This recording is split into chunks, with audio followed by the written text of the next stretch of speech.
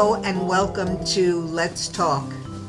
Today with Mayor Frank Ortis, we're going to discuss, not such a happy topic, foreclosures in our cities today. How you doing, Mayor? I'm doing great, thank you.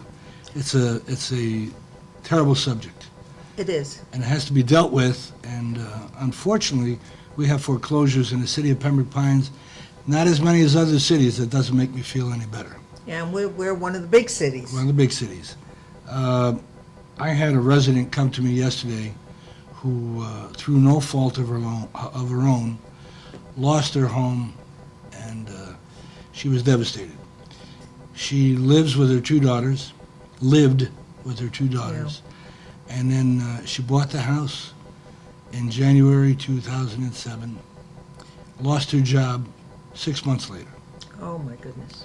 Daughters were working, so they kept up the payments. They went to an attorney. The attorney charged them $3,000, didn't do a thing for them. So they kept making payments. They kept going for loan modification. The bank kept saying they were making payments. Finally, they couldn't make the payments anymore, and they were getting nowhere. So the daughter lives with somebody, another daughter lives with somebody, and she lives with somebody. You're kidding. They all had split because they couldn't move together.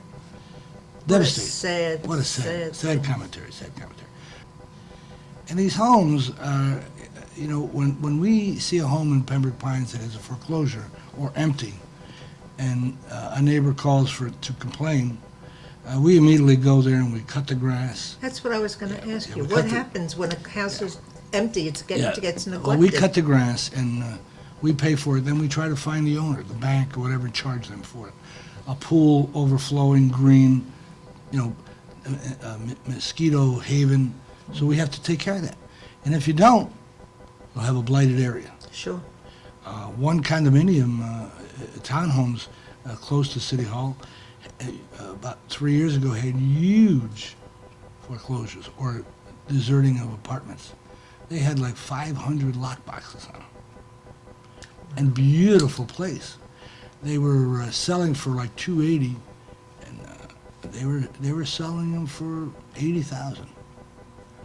So we've got to find a solution.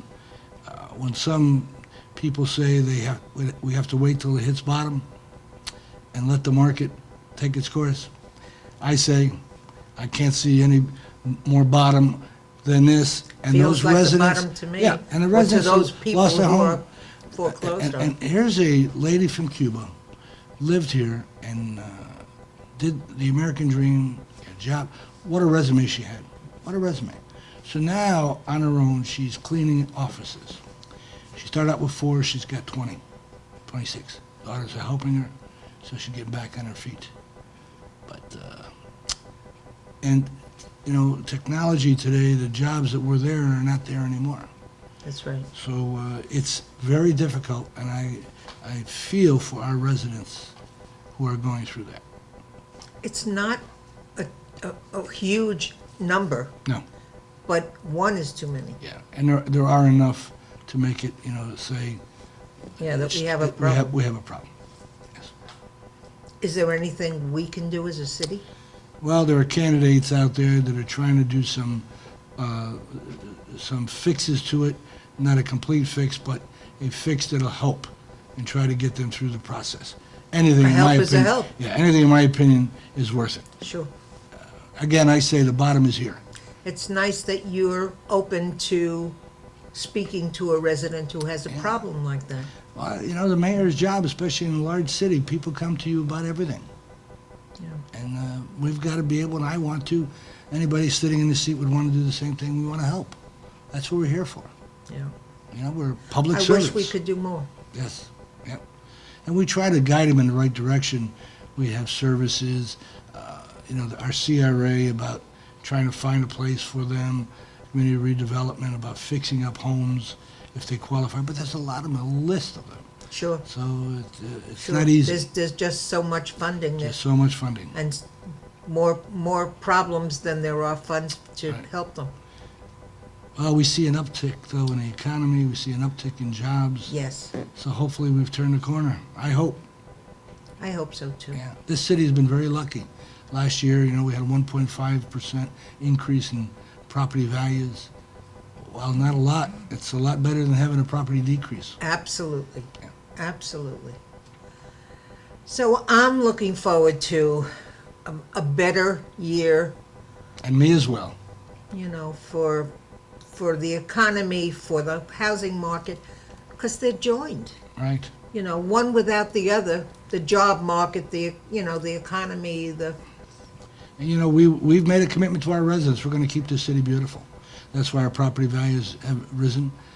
But Tallahassee continues to do everything they can to decrease our revenues with this They're lowering of interested in 10% upstate.